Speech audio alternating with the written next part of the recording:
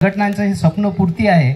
या सोहळ्याचे लोकार्पण सोहळ्याचे उद्घाटक आमच्यासाठी सर्वेसर्वा माननीय आमदार धर्मवीर आणि मी पुढे एक अजून म्हणेल की कर्मवीर, ज्यांनी कर्माने आपली एक छवी या जिल्ह्यावर नव्हे तर पूर्ण महाराष्ट्रात छवी छापली गेलेली आहे, असे आमदार संजूभाऊ गायकवाड, सर्व इंडियन डेंटल असोसिएशनचे पदाधिकारी सदस्य, मंचावरील सर्व सन्माननीय नॅशनल इंटिग्रेटेड मेडिकल असोसिएशनचे पदाधिकारी व सदस्य, तसेच होमिओपॅथी संघटनेचे सर्व सन्माननीय सदस्य आणि पदाधिकारी, मला असं वाटतं की आज हे भारतातलं एक पहिलं हे भवन आहे आरोग्य भवन, जिथे ना एकत्र करायचं काम संजू भाऊंनी केलेलं आहे।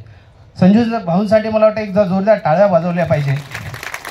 आणि आमच्या इंडियन डेंटल असोसिएशनसाठी महाराष्ट्रातलं पहिलं असं भवन संजू भाऊंच्या संकल्पनामुळे आम्हाला मिळालेलं आहे। संजू भाऊंबद्दल एवढंच म्हणेल की संजू भाऊ म्हणजे संजू भाऊंच्या प्रयत्नांमुळे आपल्याला पाठपुराव्यामुळे आपल्याला मेडिकल कॉलेज मिळालं, म्हणजे ते आपल्यासाठी एक आरोग्य मंत्री आहेत। मला वाटतं कित्येक संसारांना त्यांनी उद्ध्वस्त करण्यापासून थांबवलेलं आहे।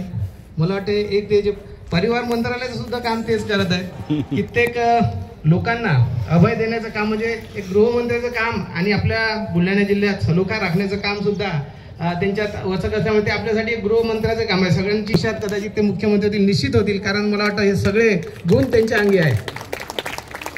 मी संजू भाऊंसाठी फक्त 2 शब्द इथे बोलू इच्छितो।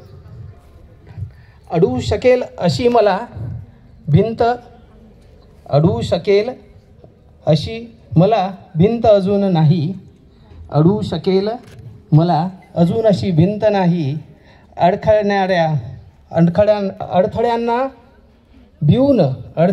भिवून अडखळणे पावलांना पसंत नाही, हे वाक्य मला वाटतं संजू भाऊंसाठी मी अर्पण करतो। भाऊनाच्या सगळ्यांना शुभेच्छा देतो आणि भाऊंना एक ग्वाही देतो, तुम्ही महाराष्ट्रातलं एक असं मोठं काम केलं। आता एकत्रीकरणाचं वातावरण या महाराष्ट्रात सगळीकडे तापत आहे, प्रत्येकजण एकत्र यायचा प्रयत्न करतो, पण तुम्ही 2 वर्षापासून आम्हा तिन्ही संघटनांना एकत्र आणलं। मला वाटतं हे खूप मोठं काम आपण केलं आहे, त्याबद्दल आम्ही सर्वांच्या वतीनं आपले आभार मानतो आणि माझ्या शब्दांना विराम देतो। धन्यवाद। भाऊंना या ठिकाणी